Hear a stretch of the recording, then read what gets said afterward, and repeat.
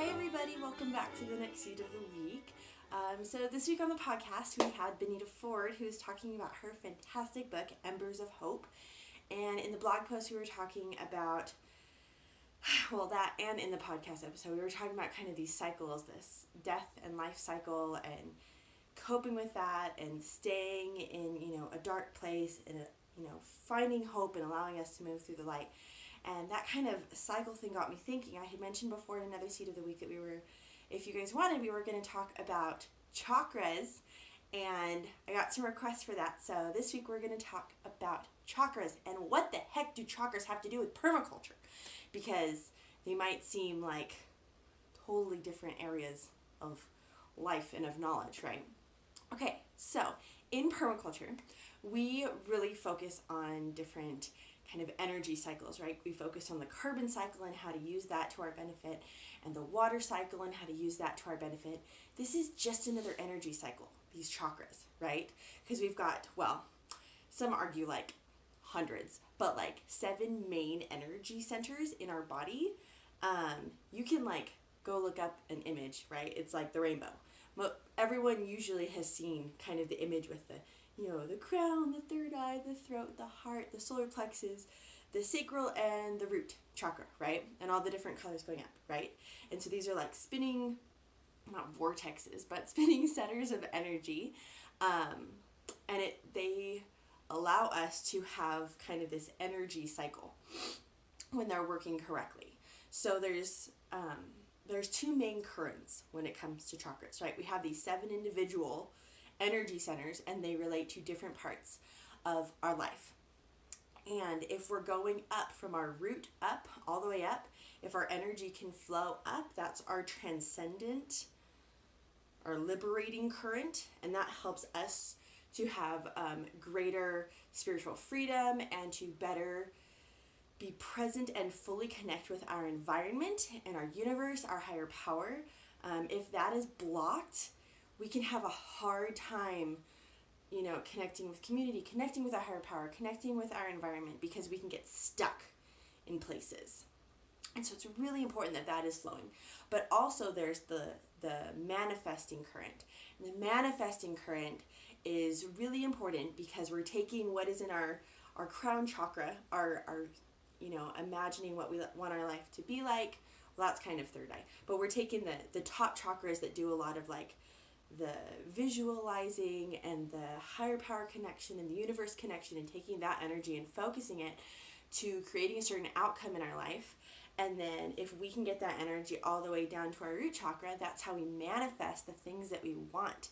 But along the way, if we're getting stuck places, like let's say I have this big goal, this big vision that I want to do with my life, and I'm trying to make it come to pass. I can see it.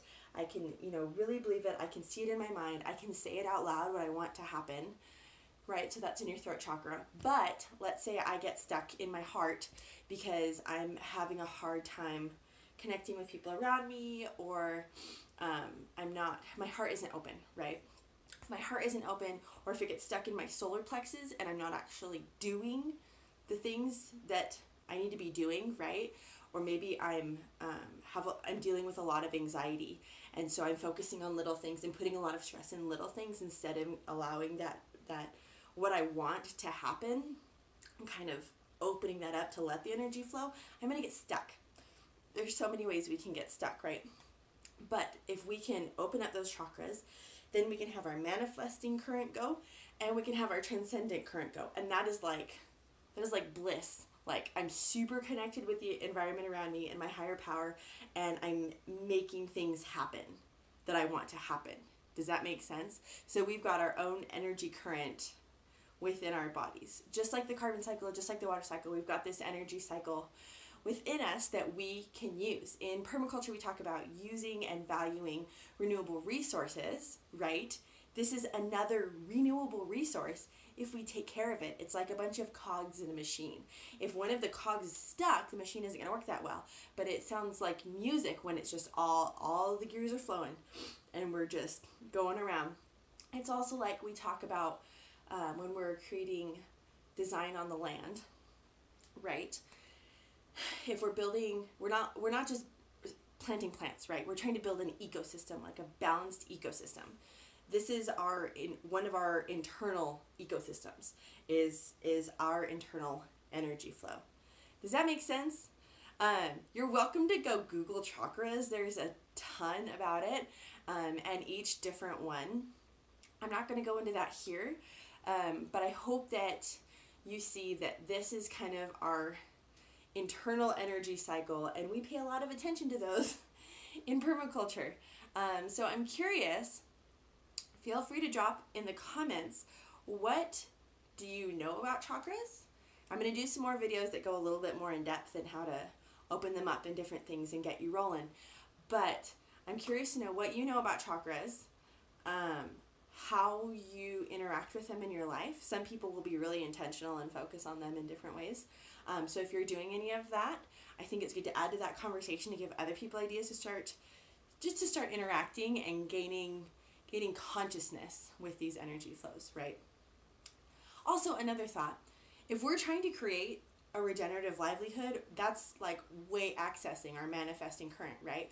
Like we have this idea of this regenerative livelihood that we're trying to have, and we need to make it happen. And so we want to make sure that we're not getting blocked along the way. We want those open and flowing so we can create the change we want to see in the world, create that regenerative livelihood. Anyways, I hope you see this is really important. These energy flows are really important. So I'm going to do some other videos of the Seed of the Week here and there, talking more about these individually and how to use them as an energy source in your life, just to add to your personal resources. So if you haven't already, make sure to subscribe to this video and listen to this week's blog post or podcast. You can read the blog post, you can listen to the podcast. And that's it. Have a great week, everyone. Keep growing, permies. Bye-bye.